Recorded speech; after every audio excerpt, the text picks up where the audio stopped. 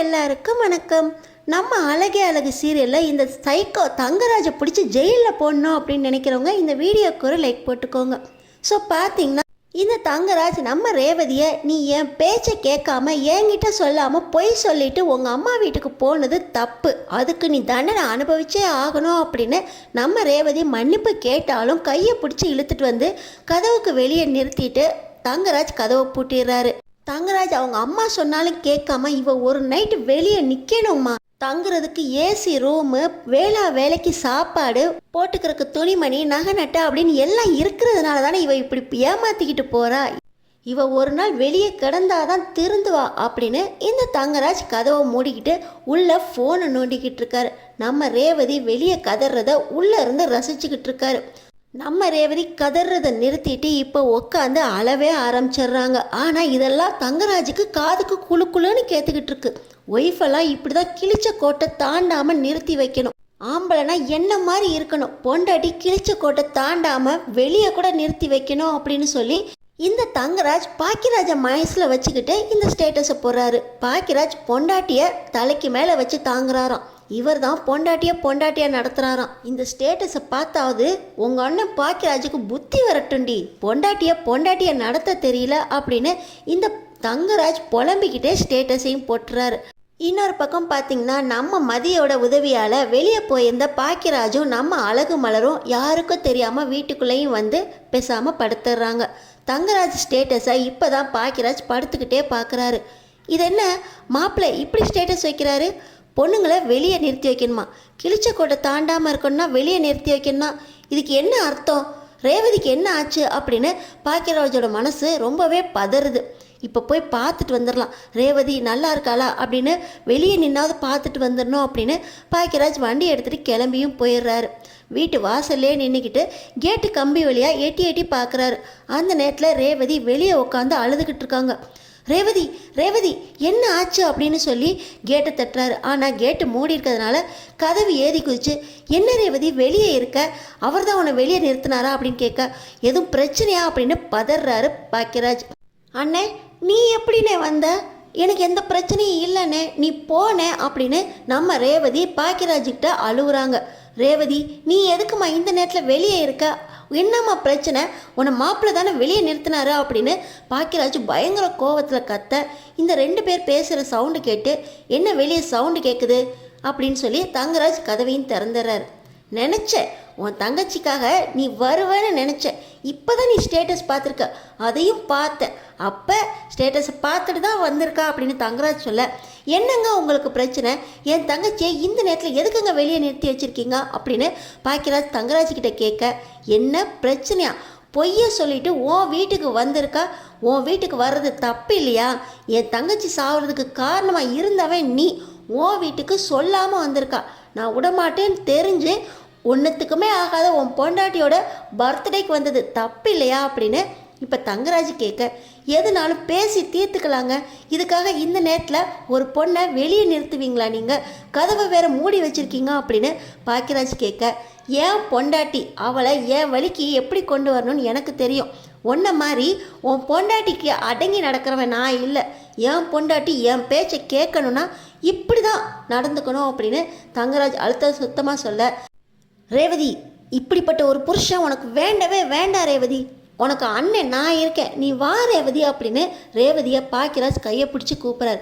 போடி உங்கள் அண்ணன் கூப்பிட்றான்ல போ அப்படின்னு தங்கராஜ் சொல்ல, இல்லைங்க நான் போல, உனக்கு 2 பிள்ளைங்க இருக்குது ஞாபகம் இருக்கா இல்லையா, உனக்கு கட்டின புருஷன் நான் இருக்கேன், என் பேச்சை கேட்காம இப்போ நீ கால் எடுத்து வச்ச அப்புறம் உன் பிள்ளைங்களையும் மறந்துட வேண்டியதான், இந்த வீட்டையும் மறந்துட வேண்டியதான் அப்படின்னு தங்கராஜ் சொல்கிறாரு.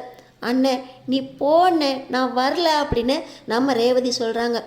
இந்த நேரத்தில் உன்னை கொஞ்சம் கூட மனசாட்சியே இல்லாமல் வெளியே நிறுத்தி வச்சுருக்காருமா, இன்னும் இவரெல்லாம் சகிச்சுக்கிட்டு வாழணுமா, உனக்கு அண்ணன் நான் இருக்கேன், எது நடந்தாலும் பார்த்துக்கலாம், வாமா உன் பிள்ளைங்களை எப்படி உங்கள்கிட்ட கூப்பிட்டு வரணும்னு எனக்கு தெரியும், நீ என் கூட வா அப்படின்னு பாக்கியராஜ் ரேவதியை கூப்பிட்றாரு.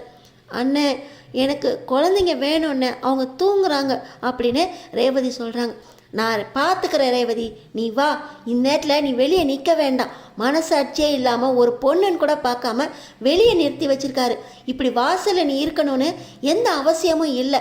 நீ வா ரேவதி அப்படின்னு பாக்கியராஜ் கையை பிடிச்சி கூப்பிட போக முடியாத மனசோட நம்ம ரேவதி பாக்கியராஜோட கிளம்ப, இப்போ நீ போன அப்புறமா நீ என் பொண்டாட்டியாக வாழ்கிறதுக்கு நான் உன்னை ஏற்றுக்கவே மாட்டேன் அப்படின்னு தங்கராஜ் சொல்கிறாரு.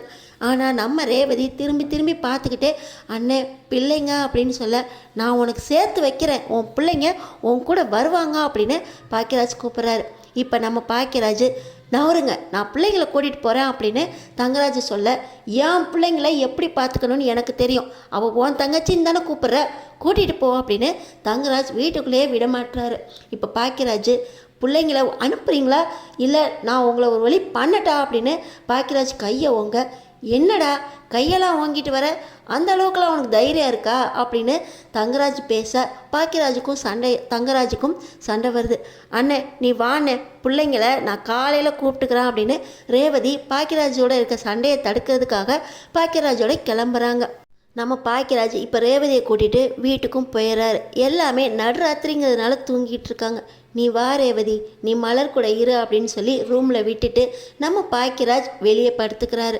அடுத்த நாள் காலையில் பாக்கியராஜ் வெளியே படுத்துருக்கிறத ஆளாக எந்திரிச்சு வர ராகவன், அழகுமதி, ராஜலக்ஷ்மி எல்லாருமே பார்க்குறாங்க. இவன் என்ன வெளியே படுத்திருக்கான் அப்படின்னு எல்லாருக்குமே ஒரே சந்தேகம். நம்ம அழகுமதி கூட நைட்டு நம்ம தான் கதவை திறந்து விட்டோமே, அப்போ மலரக்காவும் பாக்கியராஜும் ஒன்றா ரூமுக்கு போனாங்களே, இப்போ ஏன் வெளியே படுத்திருக்காரா அப்படின்னு அவங்களுக்கும் சந்தேகம்.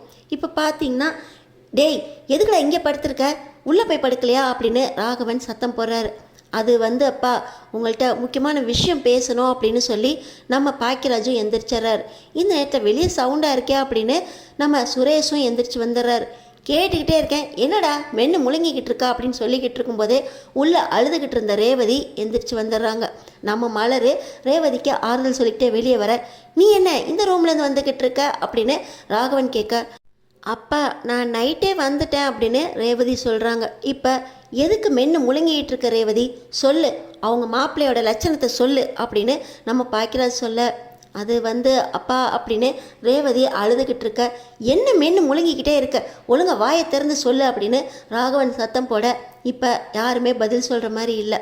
பாக்கியராஜ், அப்பா நடுராத்திரின்னு பார்க்காம உங்கள் மாப்பிள்ளை ரேவதியை கழுத்தை பிடிச்சி வெளியே தள்ளி கதவை சாத்திட்டாருப்பா, இதில் ஸ்டேட்டஸ் வேற போட்டிருக்காரு, குடும்பத்தை மதிக்காத பொண்ணுங்களை இப்படி தான் வெளியே தள்ளி கதவை சாத்தணும், அப்போ தான் புருஷன் பேச்சை கேட்டுக்கிட்டு இவங்க திருந்துவாங்க அப்படின்னு ஸ்டேட்டஸ் வேற போட்டிருக்காருப்பா அப்படின்னு பாக்கியராஜ் சொல்ல, என்ன பண்ண மாப்பிள்ளைக்கு பேச்சை கேட்காம நீ என்ன நடந்துக்கிட்ட அப்படின்னு கேட்க, அது அப்பா நேற்று அண்ணியோட பிறந்தநாளுக்கு வந்தல்ல, ஆமாம் மாப்பிள்ளை தான் உன்னை கூப்பிட்டு போனாரே, அதுக்கப்புறம் என்ன நடந்துச்சு, நான் அவர்கிட்ட சொல்லாமல் வந்துட்டேன்ப்பா, சுரேஷ் மூலமாக நான் இங்கே தான் இருக்கேன்னு தெரிஞ்சுக்கிட்டு என்னை கூட்டிகிட்டு போனார், ஆனாலும் அவருக்கு நான் மலரண்ணியோட பிறந்த நாளுக்கு வந்தது பிடிக்கல, ஒன்றுத்துக்குமே இல்லாமல் எதுக்குமே பஞ்சப்பாட்டு பாடுறவன் அவன் இதுக்கு மட்டும் எவ்வளோ செலவு பண்ணா, அது மட்டும் இல்லைப்பா, சுருத்தியாக அவர் கண்டிச்சப்ப நான் அவருக்கு இடையில பேசினேன்னா அது தப்பு அப்படின்னு சொல்லி என்னை கண்டிச்சுக்கிட்டே தான் வீட்டுக்கு போனார், பசங்களாம் தூங்கினதுக்கப்புறம்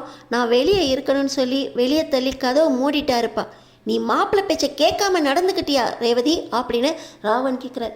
என்னப்பா பேசுகிறீங்க, நைட்டு நேரம்னு கூட பார்க்காம ஒரு பொண்ணுன்னு பார்க்காம வெளியே தள்ளி கதவை மூடியிருக்காரு, உங்களுக்கு அது தப்பாக தெரியல, மாப்பிள்ளை பேச்சை கேட்டு நடக்கலைன்னு அவரை ரேவதியை திட்டிக்கிட்டு இருக்கீங்க அப்படின்னு பாக்கியராஜ் பேச, ஏடா பேசிக்கிட்டு இருக்க நீ, மாப்பிள்ளைகிட்ட சொல்லாமல் பொய் சொல்லிட்டு உன் பொண்டாட்டி பர்த்டேக்கு வந்திருக்கா, அது தப்பு இல்லையா, அதுக்கு மாப்பிள்ளை கண்டிச்சிருக்காரு, நீ எதுக்குடா போய் ரேவதியை கூட்டிகிட்டு வந்த அப்படின்னு ராகவன் பாக்கியராஜ்கிட்ட கேட்க, என்னப்பா பேசுகிறீங்க, ராத்திரி ரேவதி அழுதுகிட்டே ரோட்டில் அழுதுகிட்டு இருக்கா, அவளை கூட்டிகிட்டு வந்தது தப்பு அப்படின்னு என்ன சொல்கிறீங்களேப்பா அப்படின்னு பாக்கியராஜ் கேட்குறாரு. இதையெல்லாம் கேட்டுக்கிட்டு இருந்த சுரேஷுக்கு பயங்கர கோபம் வருது. என்னன்னே சொல்கிற, மாமாவா இப்படியெல்லாம் பண்ணாரு, அக்கா உண்மையாகவே மாமா உன்னை நடுரத்தில் வெளியே தள்ளி கதவை சாத்தினாரா அப்படின்னு சுரேஷ் கேட்குறாரு.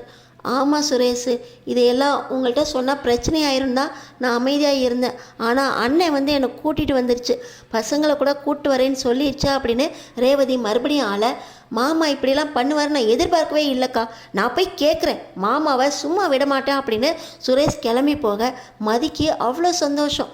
ஆனால் ரேவதி டேய் இந்த விஷயத்தை பெருசு பண்ணாதடா அப்படின்னு சுரேஷ் கிட்ட சொல்ல, இல்லைக்கா நான் மாமா கிட்ட கேட்டே தீருவேன் அப்படின்னு சுரேஷ் காலையிலே கிளம்பி போயிடுறாரு. இன்னொரு பக்கம் பாருடா நீ பண்ண வேலையால் எப்போவும் மாமா மாமான்னு சுற்றுறவன் மாமா கிட்ட நியாயம் கேட்குறேன்னு கிளம்பி போயிட்டான். இப்போ ரேவதியோட வாழ்க்கை என்ன ஆகுறது அப்படின்னு ராகவன் சத்தம் போட்டுக்கிட்டு இருக்க. இன்னொரு பக்கம் ராஜலக்ஷ்மிக்கு இதெல்லாம் கேட்டு நெஞ்செல்லாம் பதறுது. என்னங்க ஒரே பதட்டமாக இருக்குங்க, எனக்கு நெஞ்சு வலிக்குது அப்படின்னு நெஞ்சு வலியில் உட்காந்துடுறாங்க ராஜலக்ஷ்மி. இன்னும் அந்த வீட்டில் என்னென்னலாம் பார்க்க வேண்டி இருக்கோ, போய் ஒரு ஆட்டோவை பிடி, இவளை ஆஸ்பத்திரிக்கு கூட்டு போனோம் அப்படின்னு சொல்லி ராகவன் ராஜலட்சுமியை ஆட்டோவில் கூட்டிகிட்டு போக, இன்னொரு பக்கம் ரொம்ப கோவமாக போன சுரேஷ் மாமா கதவை திறங்க அப்படின்னு தங்கராஜ் வீட்டுக்கு போயிடுறாரு. தங்கராஜ் கிட்ட நம்ம சுரேஷ் என்ன பேச போகிறாரு, ரேவதியோட வாழ்க்கையில் அடுத்தடுத்து என்ன நடக்க போகுதுன்னு தெரிஞ்சுக்கிறதுக்கு நம்ம சேனலை சப்ஸ்கிரைப் பண்ணி தொடர்ந்து பாருங்கள்.